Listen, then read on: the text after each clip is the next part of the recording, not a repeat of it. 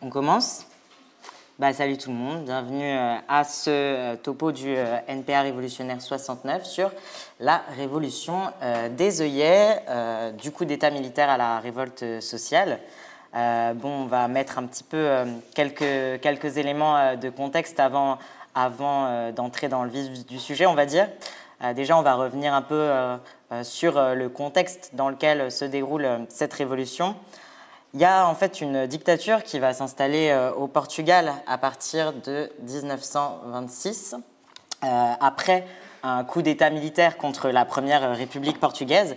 Et à partir de 1933, il y a un certain António de Oliveira Salazar, qui était jusqu'à présent président du Conseil des ministres, qui va mettre en place une dictature, l'Estado Novo, pour l'État nouveau.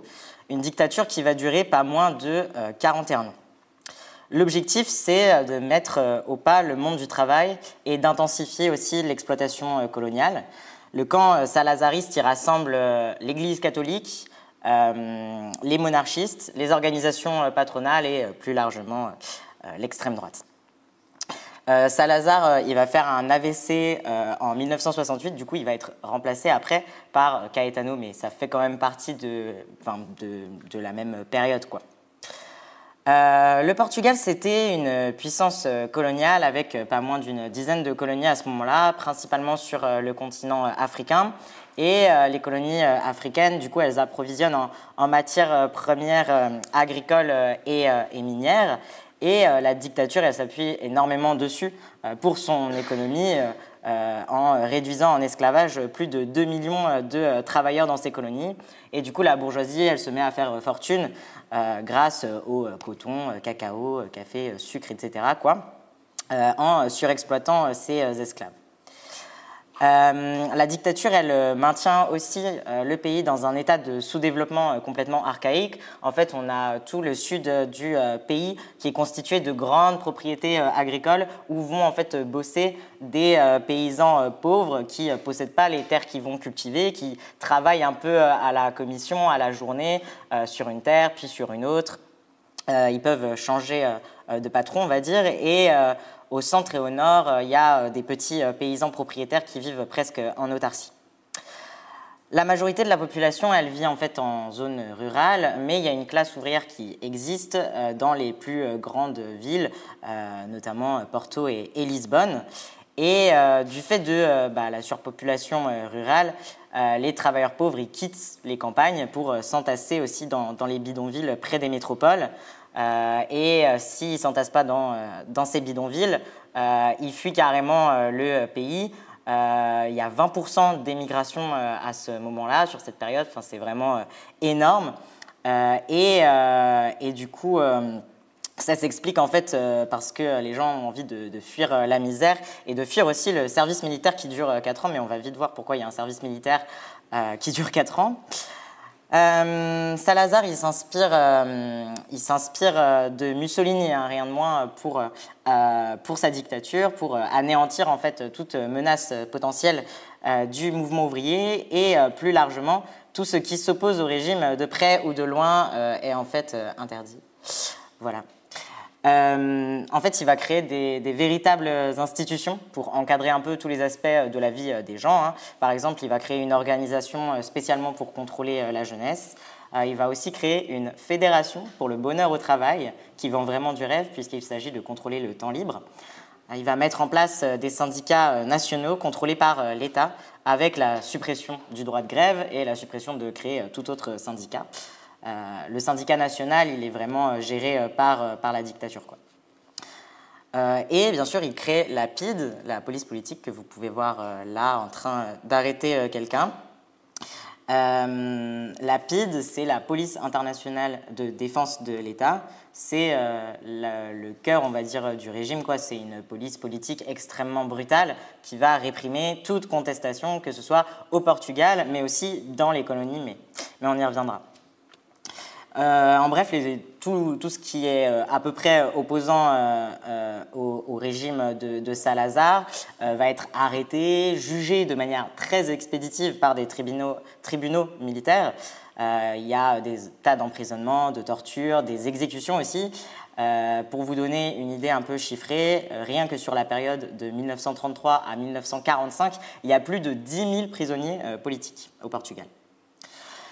De fait, toutes les organisations donc, opposées au régime, vous l'imaginez bien, vont devoir entrer en clandestinité, mais il y a une seule organisation, un seul parti politique qui va vraiment réussir à survivre dans cette période et à tenter de porter une politique malgré tout, c'est le Parti communiste portugais, qui va bien sûr jouer un rôle par la suite. La population, de manière générale, elle ne reste pas les bras croisés. Hein, sous la dictature de Salazar, il y a plus d'une dizaine de révoltes, rien que jusque dans les années 40. Et dans les colonies, la PIDE, la police politique, reconnue pour son racisme, va exercer une répression assez brutale sur les mouvements indépendantistes qui naissent du coup en réaction à la domination impérialiste. En fait, il y a pas mal de choses, d'éléments qui vont déstabiliser la dictature, mais ce qui va vraiment la faire tomber, en fait, c'est son incapacité à gérer la guerre coloniale. Dans les années 60, en Angola, il y a des paysans qui se mettent en grève dans le nord et ils se font très durement réprimer par l'armée portugaise qui leur envoie carrément du napalm. Et cet événement-là, il va déclencher la prise des armes par le mouvement populaire de libération de l'Angola, le MPLA, que vous pouvez voir en photo juste là. Ça, c'est une affiche de propagande du coup, de Salazar qui veut dire bien sûr que le Portugal, c'est pas juste le Portugal, c'est aussi tout son empire colonial. Et en fait, cette lutte armée en Angola, elle va très vite être contagieuse et gagner la Guinée et le Mozambique.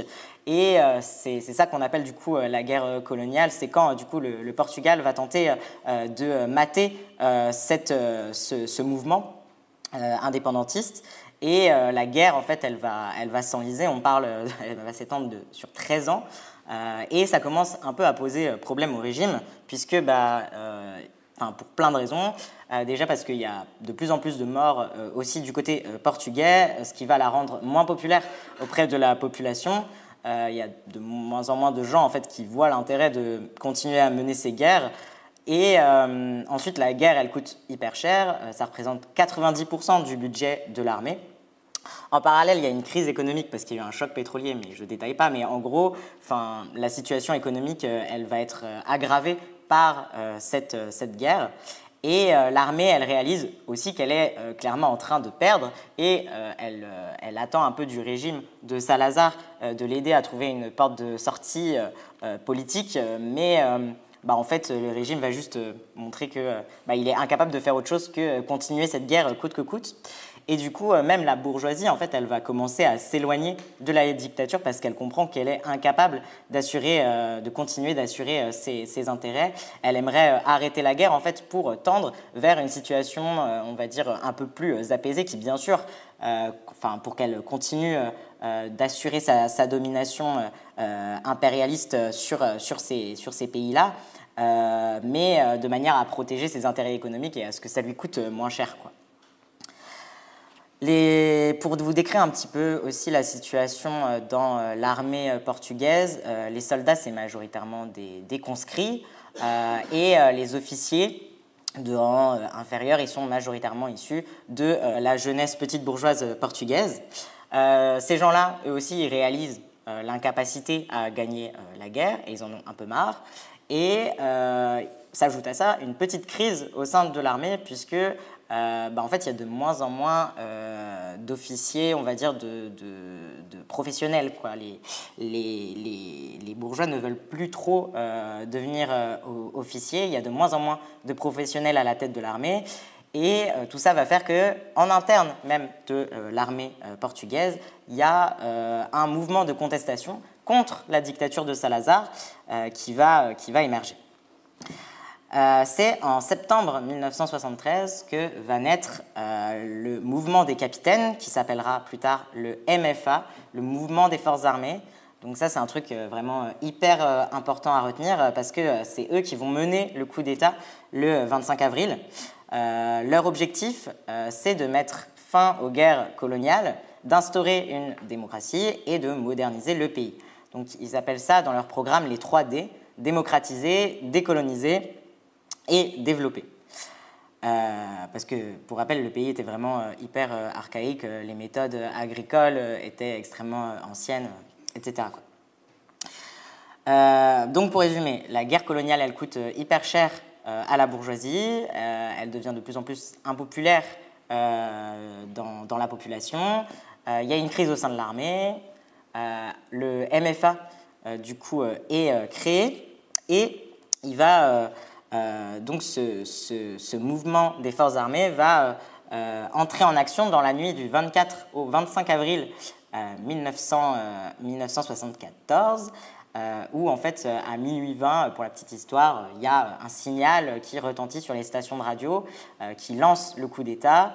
Le signal, c'est en fait une chanson qui de base est interdite par le régime. C'est une chanson écrite par un résistant contre la dictature qui parle de liberté, etc. Et à ce signal-là, le MFA va se diviser en plusieurs groupes et va attaquer un peu des lieux stratégiques de manière coordonnée du pouvoir, les stations de radio, les différents QG, l'aéroport de Lisbonne et tout. Et dès le début des opérations, le MFA, il fait ses petites affaires et il ordonne à la population de rester chez soi, hein, bien sage, bien tranquille et surtout d'attendre que ça se passe. Il prétexte le danger de la répression, le danger que la PIDE, elle réprime les gens qui viendraient jeter un œil, alors qu'en vrai, ils n'ont juste pas envie que les gens ils s'en mêlent et même ils envisagent à aucun moment que les travailleurs puissent jouer le moindre rôle dans la situation, mais ils vont bien se tromper. Puisque de manière assez spontanée, la population va envahir les rues de Lisbonne et va venir fraterniser avec les soldats, si bien qu'à 10h30, le MFA il publie un communiqué en disant « Bon, vous ne nous avez pas écouté, c'est la vie ». La PIDE, elle va tenter de réprimer quand même, hein, elle ne va pas rester comme ça, c'est quand même le cœur du régime, mais bon, elle arrive à faire que 4 morts, entre guillemets, c'est les seuls morts de la journée, en tirant sur des manifestants. Et après, elle est complètement dépassée et écrasée par les gens. Les commerces ils vont fermer boutique. Et pour la petite histoire de pourquoi on appelle ça la révolution des œillets, est-ce que j'ai pas du tout passé les slides en fait. La révolution, voilà. Donc pourquoi vous voyez, ils ont littéralement la fleur au fusil, c'est des vraies photos du coup d'État. Hein. Donc là, vous avez des soldats dans les rues, mais comme vous pouvez le voir, aussi quand même énormément de gens qui viennent un peu en soutien en fait au MFA et qui sont hyper contents que la dictature se termine. Hein, je ne l'ai pas précisé, mais c'est pour ça qu'ils sont sortis dans la rue. Et donc pour la petite histoire, en fait, il y aurait une employée de restaurant à Lisbonne, Céleste Caeiro, qui est renvoyée chez elle parce que le resto il ferme, c'est quand même le coup d'État, et elle est renvoyée chez elle avec les fleurs qu'elle devait de base offrir aux clients. Et elle s'arrête sur la place de Lisbonne et en fait elle va commencer à distribuer des fleurs aux soldats qui les mettent dans le canon de leur fusil et du coup voilà, ça fait la révolution des œillets. Bref, du coup, la population, elle va pas juste mettre le nez dehors pour voir ce qui se passe, elle va aussi cibler les lieux de pouvoir de la dictature, notamment en assiégeant le siège de la PIDE, qui doit se rendre le lendemain et qui va être démantelé. La population, elle se joint aussi aux soldats pour encercler la caserne dans laquelle sont réfugiés du coup Caetano, qui a succédé à Salazar, et le président aussi. Les deux, ils finissent par démissionner, clairement ils n'ont pas le choix, et ils remettent le pouvoir à un chef désigné par le MFA qui s'appelle Spignola, mais on va en reparler aussi. Dans un communiqué, oui c'est ça, le MFA il va rapidement sortir un communiqué après cette victoire écrasante, où il va donner des gages à la population, surtout qu'il n'avait pas prévu qu'elle soit aussi nombreuse dans la rue et qu'elle se saisisse un peu de la situation. Ils vont dire oui, nous on veut remettre le pouvoir au peuple, on s'engage à tenir le plus rapidement possible des élections, les 3D, etc. Il y a l'effet direct un peu du coup d'État, c'est qu'il y a un cessez-le-feu dans les colonies et que les prisonniers politiques ils vont être libérés autant au Portugal que dans les colonies où il y a aussi des prisonniers politiques. En bref, il y a une mobilisation populaire très forte qui n'est pas du tout anticipée par le MFA et en fait cette mobilisation elle ne va pas s'arrêter là puisqu'elle va déboucher sur une immense vague de grèves, d'occupations avec la création d'organes de pouvoir ouvriers mais aussi dans les quartiers ou encore dans les zones rurales. Et le gouvernement, enfin les gouvernements qui vont se succéder dans cette période hyper instable vont avoir énormément de mal à canaliser les aspirations des travailleurs. Pour éclaircir un peu le truc, voilà. Il y a en gros 3 organes de pouvoir qui découlent du coup d'État. Il y a le MFA, du coup, qui va créer un conseil de salut national, enfin un conseil de la Révolution, quoi, autour de Spinola. Spinola qui est qui était gouverneur militaire en Guinée-Bissau et qui sera du coup président de mai à septembre 1974. Spinola, du coup, il va créer un gouvernement, notamment avec 2 partis qui vont être centraux en fait dans cette période. Le Parti communiste, le seul qui a un minimum d'implantation dans la classe ouvrière, avec à sa tête Álvaro Cunhal, et avec le Parti socialiste, avec à sa tête Mário Soares. Voilà. Donc Spinola, du coup, il forme ce gouvernement, et lui, ce qu'il défend, c'est l'établissement d'une fédération des colonies qui serait le plus favorable possible à la bourgeoisie. Lui, c'est vraiment le chien de garde de la bourgeoisie de cette histoire. Il va défendre la poursuite de la guerre jusqu'à ce que les indépendantistes acceptent les conditions de la bourgeoisie portugaise. Voilà. Mais il y a un désaccord là-dessus avec le MFA, parce que le MFA, lui, il défend la fin de la guerre tout de suite. Et c'est d'ailleurs un peu ce qui va se passer, puisqu'il va y avoir un cessez-le-feu assez immédiat. Le Parti communiste, lui, il ne va pas du tout avoir un rôle de parti révolutionnaire. Il va se caler tout le long de la période sur l'aile radicale, on va dire, du MFA, tout en encadrant les grèves et les manifestations qui vont se succéder, parce que lui, il a une préoccupation, c'est garder sa place au gouvernement. Il va défendre le mot d'ordre Alliance Peuple MFA, qui va revenir énormément pendant l'année et demie qui va suivre. Le PC, il ne va jamais vraiment remettre en cause le capitalisme. De manière générale, son but, ce n'est pas de renverser l'État bourgeois et d'y mettre à la place un État ouvrier. Par contre, dans les discours, il va porter un discours assez radical, anticapitaliste, pour le socialisme, etc. Mais franchement, ce sera dans le sens un peu du vent. Il passe quand même de 4000 personnes, 4000 adhérents à 100 000 militants avec cette révolution. Donc voilà, il y a un gros boom. En même temps, il sort d'une période où il a clairement payé le prix de son existence durant la dictature de Salazar, avec énormément de membres qui ont été torturés, enfermés, à une période où du coup, c'est le seul parti qui a un peu le blason doré, parce que c'est le seul qui, pendant la période, a continué d'exister et a essayé de combattre la dictature. Du coup, il y a un peu ce côté héroïque là qui fait qu'il y a plein de gens qui rejoignent le PC. Par contre, le PS, lui, il va être créé seulement en 1973 au Portugal par les dirigeants du Parti socialiste allemand. Donc, il n'a pas d'existence réelle au moment de la chute de la dictature, mais par contre, il va se développer très rapidement grâce à une ligne très opportuniste qui consiste à se dire le plus de gauche possible, tout en donnant le plus de gages possible à la bourgeoisie, aux éléments les plus droitiers, aux éléments les plus réactionnaires de l'histoire, à chaque fois qu'il y en a. Et donc le PS aussi va gagner des centaines de milliers de militants et de sympathisants, et avec cette méthode-là, rapidement dépasser le PC d'ailleurs. Le PS, il va combattre le Parti communiste, il va après d'abord tenter de s'allier avec lui. Il va aussi combattre la moindre orientation révolutionnaire dans le mouvement. Lui, ce qu'il prône, c'est la voie parlementaire. Son objectif, c'est de gérer les affaires de la bourgeoisie pour la bourgeoisie, quoi.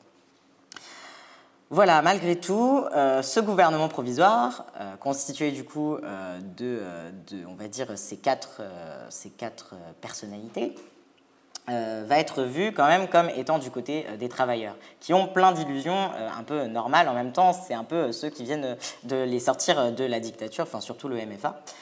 Et il y a de nombreuses grèves qui vont quand même continuer malgré ça, malgré toute la confiance qu'ont les travailleurs, les travailleuses dans ce nouveau gouvernement.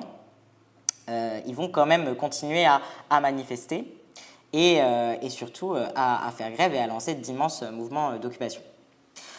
Et chaque événement institutionnel qui va suivre va être lié à ce mouvement-là et plus particulièrement aux formes d'organisation de la classe ouvrière et à ce qu'elle va poser sur la table. En 13 mois, il va y avoir 6 gouvernements provisoires différents, 2 présidents et 4 coups d'État.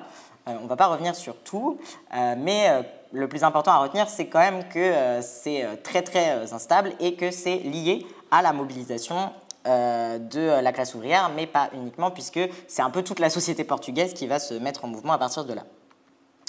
Le deuxième truc qui se passe, du coup, après le coup d'État, c'est le 1er mai 1974, quelques jours après.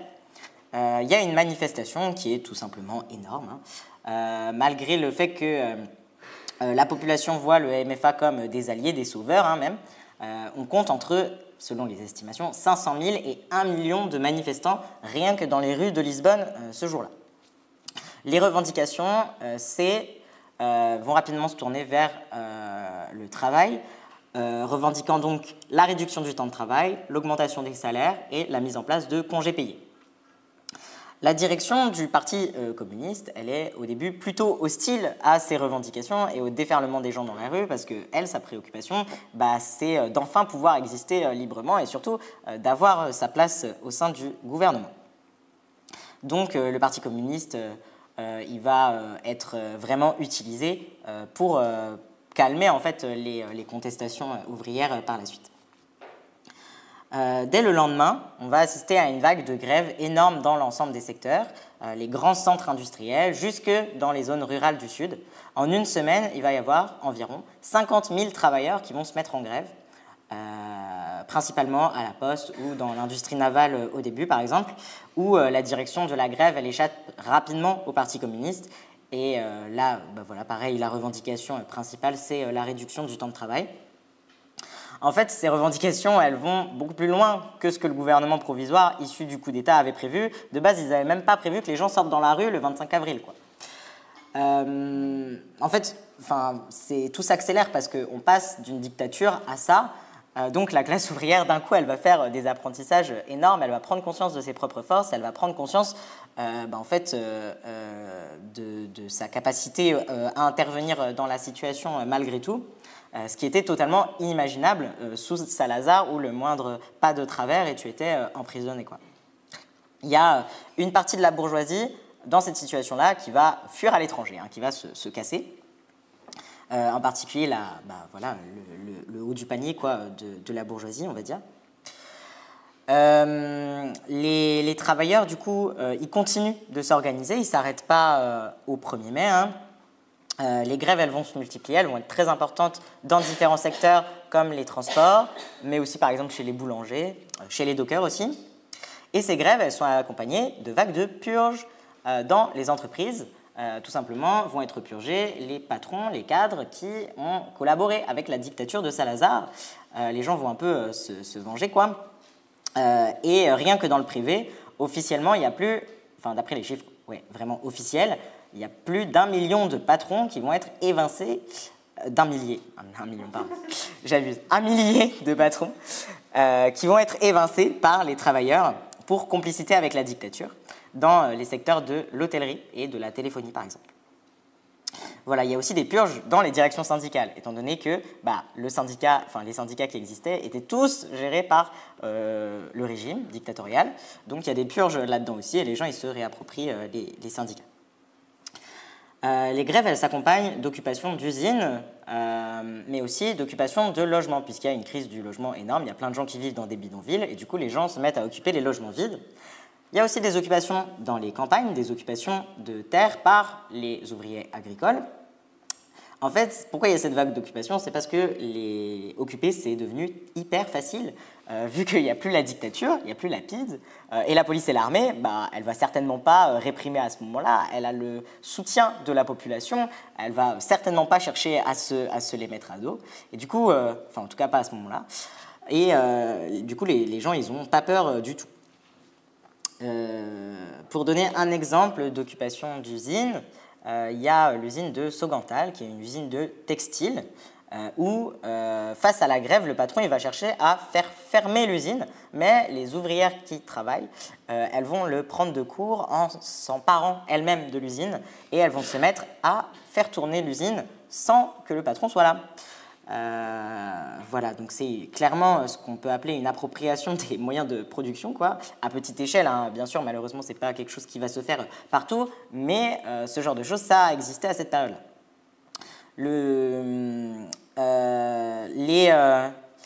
C'est ça. Pour donner encore un peu une série de chiffres pour montrer un peu l'ampleur du truc, entre 1974 et 1980, on va compter plus de 900 entreprises en autogestion, un peu similaire à ce que je viens de décrire, quoi, dans les secteurs industriels. Principalement là où la classe ouvrière elle existe, c'est-à-dire à Lisbonne, à Porto et à Braga. Tout cela impliquant plus de 100 000 travailleurs, quoi. Dans le sud, les salariés, du coup, les ouvriers agricoles, ils vont aussi occuper les terres en formant des unités collectives de production sur plus d'1 million d'hectares. Clairement, la situation, elle échappe au gouvernement, hein. Les travailleurs ne sont pas exactement aux ordres du MFA ou du Parti communiste, qui ne voient pas d'un excellent œil cette auto-organisation. Dans certains endroits, il y a des groupes d'extrême gauche qui vont se constituer, un peu trotskistes, un peu anarchistes, un peu maoïstes, mais ça va rester minoritaire. Les travailleurs, ils vont élire leur propre direction, leurs propres organes représentatifs au travers de comités, et ils vont commencer à poser la question du pouvoir économique et politique dans un contexte de situation, dans un contexte d'insurrection un peu, quoi, qui va durer pendant des mois. D'après les différents historiens, il y a entre 1000 et 4000 commissions de travailleurs et de travailleuses élues dans les boîtes avec des mandats fixés en assemblée générale à respecter. Voilà, donc il ne va pas y avoir uniquement des comités d'entreprise, il va y avoir aussi des comités de locataires et des comités de soldats, donc au sein même de l'armée. Le nombre de travailleurs mobilisés va très largement dépasser les organisations les plus implantées. On parle de plusieurs millions de personnes, quoi, qui vont participer à ce genre d'activité. Et donc on peut clairement parler de germe de démocratie ouvrière, vu l'ampleur que ça prend et surtout la période sur laquelle ça s'étale, quoi. L'État, il perd clairement le monopole, on va dire, de la violence, quoi. Et malgré tout ce qui s'est passé, ça n'a pas abouti à une vraie situation de double pouvoir, comme il y a pu y avoir, si vous étiez au topo, sur la Révolution russe en 1917. Il n'y a pas eu, en fait, il y a eu pas mal de choses qui ont fait que ça n'a pas pu aboutir malgré l'existence de tous ces comités qui organisaient une certaine base de travailleurs et de travailleuses. Parce qu'en fait, malgré le fait que, y compris au sein de l'armée, l'ensemble de la société commençait à se politiser de manière extrêmement forte, toute cette énergie déployée par les travailleurs ne va pas réussir à se doter de perspectives révolutionnaires et ne va jamais clairement poser la question de la prise du pouvoir en tant que classe sociale. La classe ouvrière, elle ne va jamais vraiment cesser de faire confiance au gouvernement provisoire. Et ce qui a manqué aussi, c'est clairement l'existence d'un parti révolutionnaire qui aurait pu dire non, en fait, ce que le PC et le PS proposent, c'est absolument pas suffisant. Et l'extrême gauche, elle est aussi trop minoritaire et pas suffisamment constitué pour proposer une alternative.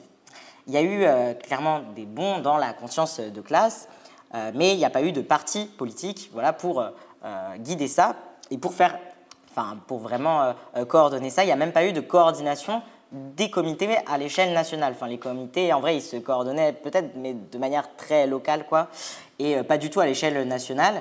Donc, c'était impossible de créer un truc un peu centralisé pour proposer des perspectives. Tout ça, ça explique du coup qu'il n'y a pas eu de double pouvoir qui émerge vraiment. Et du coup, faute de perspective révolutionnaire, toute cette énergie, elle va finir par gagner le processus institutionnel. Est-ce que j'ai encore loupé des trucs? Non, ça va. Du coup, on va rentrer dans des trucs un petit peu plus chronologiques, dans lequel pendant toutes ces dates-là, les grèves, les manifestations, ça continue. Du coup, le 28 septembre 1974, il y a Spinola, notre ami, qui va tenter un premier coup d'État. Mais il va se louper, et du coup, vu qu'il était président, il va démissionner. S'il était président, pourquoi il a fait un coup d'État? C'est parce qu'il avait le pouvoir, mais il n'en avait pas vraiment la légitimité. Et souvenez-vous, il y avait ce désaccord avec le MFA sur la question quoi faire des colonies, donc lui, il veut imposer son truc, il veut imposer ses perspectives. Et donc, pour ça, il tente un coup d'État, mais il se loupe. En septembre aussi, face aux grèves, le gouvernement, constitué quand même à ce moment-là du Parti communiste et du Parti socialiste, va faire passer une loi pour interdire les grèves dites politiques. Voilà. Loi qui sera sans aucun effet sur la population. Donc, c'est peut-être pas très important à retenir, mais il y a quand même une tentative. Dans le même temps, le Parti communiste, qui a quand même peur de perdre sa crédibilité, et l'intersyndicale vont appeler quand même des fois à des grèves, notamment dans le transport et chez les cheminots. Spinola ne va pas s'arrêter à son premier coup, il va retenter sa chance le 11 mars 1975.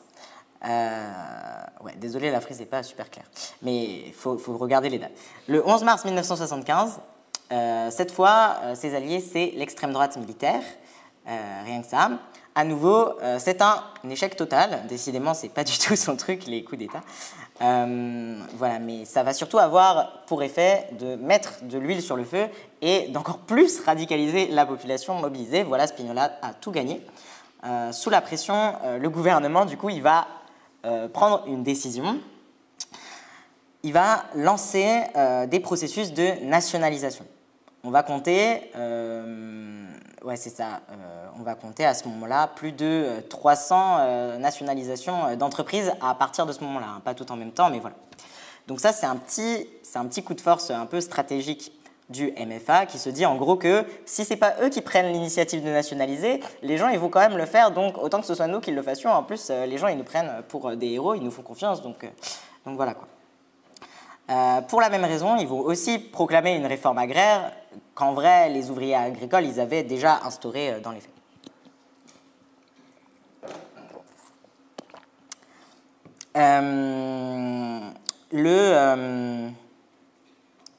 Le 25 avril 1975, il y a des élections, du coup, les fameuses élections que le MFA avait promis, qui vont être instaurées. Et c'est, sans surprise, le Parti socialiste qui va gagner grâce à sa stratégie très opportuniste. Il va faire 37% des voix et le Parti communiste, il va faire 12% des voix. C'est un peu une victoire de la gauche.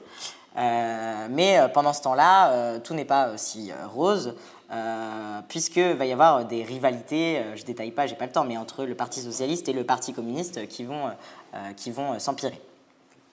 Il y a aussi ce qu'on a appelé l'été chaud, pas à cause de la canicule, de juillet à septembre 1975, où en gros c'est le pic des grèves, des manifestations, des occupations. Si bien qu'en septembre 1975, le gouvernement il va clairement interdire les manifestations et cette fois il va vraiment essayer de mettre le haut là. Il va envoyer l'armée en fait sur les manifestants. Sauf que lors d'une de ces manifs, les travailleurs ils vont réussir à rallier les soldats à leur cause et ils vont scander ensemble « Les soldats sont des fils du peuple ». Les soldats ils vont être un peu sensibles à cet appel et ils vont rejoindre les ouvriers, enfin les travailleurs, les gens dans la rue, quoi. Et cet événement, il montre aussi un peu comment pouvaient se traduire les illusions des gens vis-à-vis des militaires, parce que là, on envoie l'armée pour les réprimer, et finalement, l'armée, elle décide de ne pas les réprimer, tant mieux quelque part, mais du coup, ça renforce en fait des illusions, surtout envers le gouvernement, quoi. Face à cette mobilisation, le gouvernement, il se plaint un peu, puisqu'il dit je donne des ordres, l'armée ne s'exécute pas, du coup, qui est-ce qui décide vraiment ? L'armée, quant à elle, en tout cas la direction de l'armée, elle admet qu'elle a perdu complètement le contrôle des manifestations. Il y a un dernier événement quand même un peu notable, un exemple de à quel point la mobilisation ouvrière, elle peut aller loin et se faire entendre, malgré toutes les difficultés possibles. Le mois de novembre, il continue d'être traversé par des manifestations, des grèves, et notamment le 12 novembre 1975, il y a pas moins de 50 000 ouvriers du bâtiment qui vont séquestrer l'Assemblée et le gouvernement et qui vont réussir au bout de 48 heures à arracher 40% d'augmentation de salaire. Voilà, et pourtant, malgré tout, on pourrait se dire, non, malgré tout, ils ne vont pas remettre en cause le pouvoir, ils ne vont pas poser la question d'un gouvernement des travailleurs et des travailleuses, alors que clairement, à ce moment-là, il y avait des potentialités. Comme la classe ouvrière, elle n'a pas pu s'engouffrer dans cette brèche de la prise du pouvoir, c'est la bourgeoisie qui va le faire, évidemment, puisque la chaise n'est jamais laissée vide. C'est la dernière slide, désolé, elle est un peu plus moche. Il y a une crise au sein du MFA, là on rentre un peu sur la fin, à l'été 1975, alors que les contradictions internes à la société portugaise, elles s'intensifient, il y a un conflit ouvert qui va éclater dans le mouvement des forces armées. Il y a déjà le mouvement des forces armées, c'est plus exactement le même qu'au début, il a évolué. Il y a toute une partie qui s'est radicalisée, politisée, avec les mobilisations qui ont traversé la période. Et du coup, mais par contre, tu as aussi une aile droite qui commence un peu à sentir qu'elle a un rôle à jouer. Une aile droite qui va s'autonomiser pour former ce qu'on a appelé le groupe des 9. C'est en fait 9 dirigeants du Conseil de la Révolution qui vont signer un document se présentant en gros comme un plaidoyer pour une transition pacifique vers un socialisme qui ne serait pas bureaucratique et qui serait opposé à la social-démocratie. Mais en vrai, c'est surtout un texte anticommuniste en fait, qui vise à, qui dit en gros le Parti communiste, les communistes, les gens qui sont dans la rue, qui font grève, en fait, eux, faut faire gaffe parce qu'ils vont mettre en place un État fasciste, un État totalitaire, comme les États, comme l'URSS, quoi. Du coup, il ne faut surtout pas qu'on aille vers là et il faut qu'on reprenne les affaires en main, il faut qu'on fasse un truc surtout en douceur, un truc de transition démocratique. Voilà. Mais ce groupe, il représente surtout du coup, une bonne alternative pour la bourgeoisie portugaise qui n'attendait que ça et qui va faire publier ce texte très largement dans son principal journal, qui est un journal patronal et qui s'appelle le Jornal Novo. Donc elle va publier ce texte du groupe des 9 et son objectif, c'est de reconquérir la direction du MFA pour engager donc une politique très différente de ce qui a été conduit jusqu'à présent. Le groupe des 9, il va bien sûr être soutenu par le Parti socialiste, qui passe d'une stratégie d'unité nationale avec le PC à celle d'une alliance avec un parti dont on n'a pas parlé jusqu'à présent, le PPD, qui est un parti de centre-droit, qui est en fait le principal représentant direct, on va dire, de la bourgeoisie, quoi. Un parti clairement de la bourgeoisie. Quelques semaines après la publication du texte, il y a le Premier ministre Gonçalves qui était plutôt proche des communistes qui va être évincé. Et le 5 septembre, lors de l'assemblée du MFA, c'est le groupe des 9 qui va emporter la direction. Tout ça, ça révèle bien sûr des divergences internes très très importantes qui ont toujours existé au sein de l'armée, mais qui n'étaient pas vraiment exprimées jusqu'à présent, parce qu'ils avaient vraiment d'autres chats à fouetter. La gauche militaire, elle est marginalisée en fait dans le Conseil de la Révolution, dans le MFA. Le PC, lui, il n'a plus qu'un seul ministère au gouvernement, alors que le PS, lui, il en compte 4. Et oui, c'est ça. Dans le même temps, l'auto-organisation des soldats va s'accentuer. Ils continuent à faire leur comité. Et il y a une partie quand même de l'armée qui ne voit pas d'un bon oeil en fait, la création du groupe des Neuf. Du coup, ils vont créer autre chose. Le 7 septembre 1975, le SUV, c'est pas ce que vous pensez, c'est Soldats Unis Vaincront, un front de soldats qui se réclame de la Révolution, qui va apparaître dans une conférence de presse cagoulée à la télé, quoi, et qui va dire voilà, nous on s'oppose au groupe des Neuf, on est l'aile gauche des militaires, quoi. Et dans les semaines suivantes, suite à ces événements-là, il y a des milliers de soldats qui vont manifester à Lisbonne et à Porto, rejoints par des manifestants. Le SUV, il va se développer, il va s'affirmer dans les casernes, dans les rues. Il va penser sa lutte un peu, enfin, ils vont un peu la réfléchir en mode nous, on est les travailleurs sous l'uniforme et on combat l'ordre bourgeois du groupe des Neuf, quoi. Ils vont eux aussi défendre le mot d'ordre de l'Alliance Peuple MFA.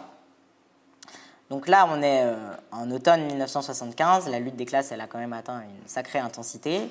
Le Parti socialiste et le PPD, le parti de la bourgeoisie, ils aspirent à l'instauration d'une démocratie parlementaire classique, à un peu de calme. Le Parti socialiste, toujours dirigé par Mario Soares et le groupe des Neuf, ils vont constituer un point d'appui essentiel pour permettre à la bourgeoisie de reprendre le pouvoir après tout ça. Ils vont être appuyés par la hiérarchie militaire et par l'Église catholique. Sans surprise. Le PS il va porter sa politique tout en accusant les communistes de fomenter un régime socialiste totalitaire, alors même que le PC à ce moment-là, il cherchait lui aussi du calme, hein, il cherchait à réunifier le MFA plus qu'autre chose, il cherchait à garder sa place dans le gouvernement plutôt que susciter des mobilisations contre le gouvernement, quoi. Donc vraiment, on lui prête des intentions qu'il n'avait absolument pas. Il y a une petite citation intéressante du dirigeant du PS qui revient sur ces événements-là l'année suivante, qui dit « Mais que venaient faire donc dans le Portugal de 1975 ces soviets de soldats et de marins sortis tout droit de Kronstadt, à peine dépoussiérés, livrés avec un mode d'emploi datant de 1917 ?» Voilà, donc ça c'était un peu son état d'esprit au PS à ce moment-là. C'était vraiment... ça, quoi. La stratégie de l'aile droitière, du coup, elle se met en place. Ils ont pris le contrôle du MFA. Le MFA s'affaiblit, c'était un peu volontaire. Et dans ce contexte, le groupe des Neuf, maintenant qu'il a sabordé le MFA, il va préparer, avec le Parti socialiste, un dernier coup d'État, promis le 25 novembre 1975. Donc, le Parti socialiste, il prépare depuis...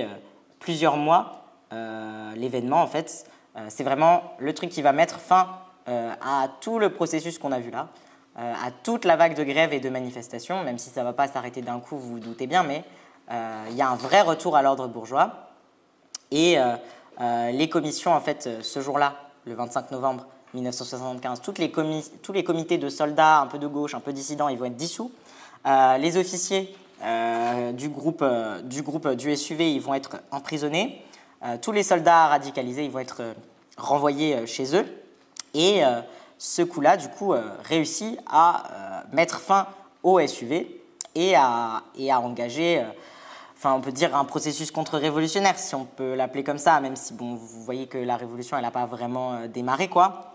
Les médias, ils vont être contrôlés. Il y a un couvre-feu qui va être instauré. Et la suite, je ne vais pas rentrer dans les détails, mais va y avoir du coup des gouvernements du PS et des gouvernements de droite qui vont alterner au pouvoir. Le Parti communiste, lui, va continuer d'orienter les mobilisations vers la voie parlementaire. Et les organes de démocratie ouvrière qui ont pu exister, ils vont être démantelés. Tout ce qui va être, tout ce qui a été acquis en fait par les mobilisations va être complètement démantelé par une série de réformes, de contre-réformes. La réforme agraire en 1982,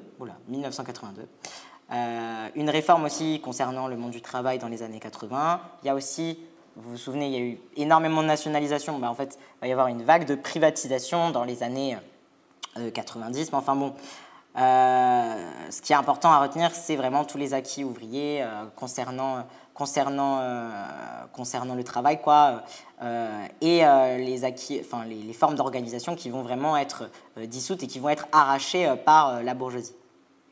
La classe ouvrière, elle va se fatiguer, en fait, et le travail, il va petit à petit reprendre avec un fonctionnement capitaliste tout à fait normal.